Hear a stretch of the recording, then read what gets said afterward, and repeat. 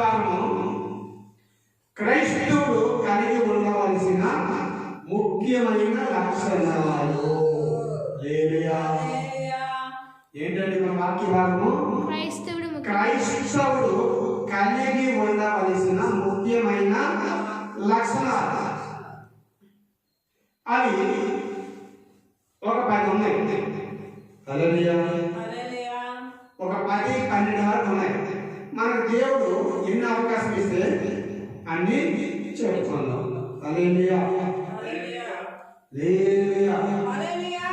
అయితే ఫస్ట్గా దేవుడు మనతో మాట్లాడుతున్న మాట్లాడండి, దేవుని వాక్యంలో ఎదగాలి. ఒకటో ఏంటంటే దేవుని వాక్యంలో ఎదగాలి. ఎలా ఎదగాలి? 1 పేతురు గ్రంథం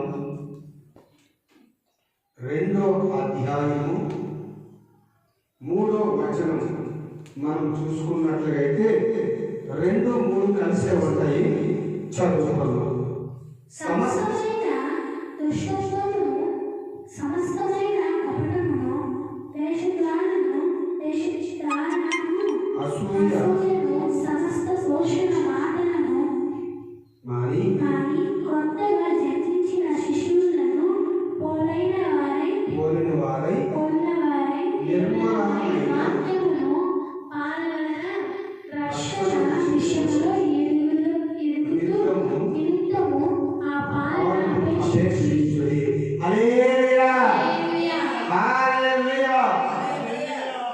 ఇక్కడ దేవాది దేవుడు మనతో మాట్లాడుతున్నాడు. ఏం మాట్లాడుతున్నాడంటే సమస్తమైన ఏంటండి?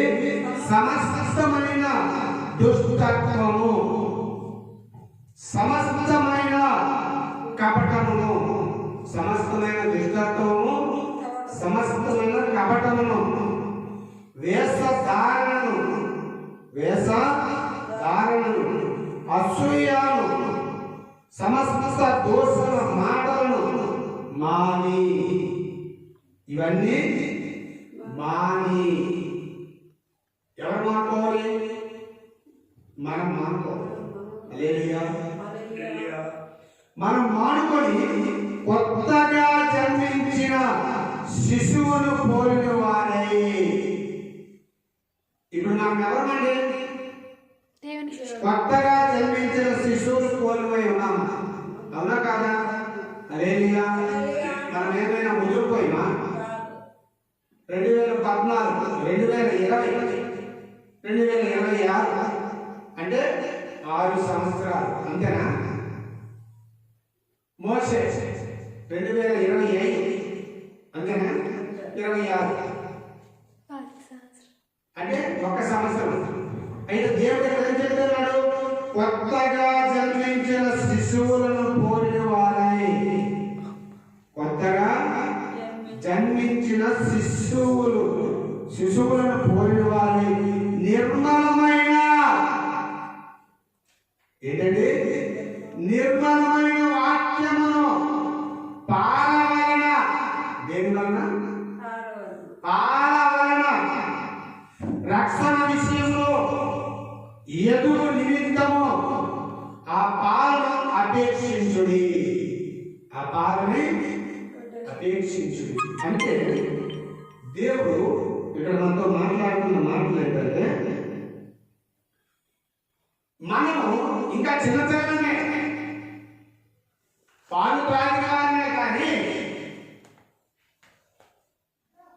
మనము పెద్దవాళ్ళము కాదు. హల్లెలూయా. చిన్నపిల్లలకి చూడండి, పుట్టిన సంవత్సరం పిల్లల నుంచి ఒక 5 సంవత్సరాల వరకు, లేదు ఒక 6 సంవత్సరాల వరకు వాళ్ళకి చికెన్లు మటన్లు పెడతారు. హల్లెలూయా. వాళ్ళకి ఆవకాయ గోంగూర పెడతారా? హల్లెలూయా. పెడతారా? పెట్టలేదు. ఎందుకు? వాళ్ళు చిన్న పిల్లలు, వాళ్ళు ఏం తాగుతున్నారు? పాలు తాగుతున్నారు. పాలు త్రాగిన వారే ఉండాలి తప్పించి చికెన్లు మటన్లు తింటే ఏమవుతారు? చనిపోతారు. హల్లెలూయా. ఏమవుతారు? చనిపోతారు.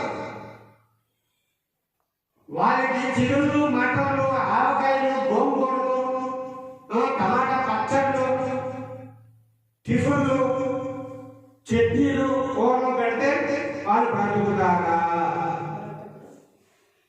వాళ్ళు ఎలా ఉండాలి? పాలు తాగిన వారై ఉండాలి. హల్లెలూయా. కొత్తగా నువ్వు జన్మించిన శిశువును పోలిన వాడివై ఉన్నావు. కొత్తగా జన్మించిన శిశువును పోలిన వాడివై ఉన్నావు కనుక నువ్వింకా చిన్నపిల్లవే. నువ్వింకా చిన్నపిల్లవే. నువ్వు పాలు త్రాగాలి. వాక్యమైన పాలు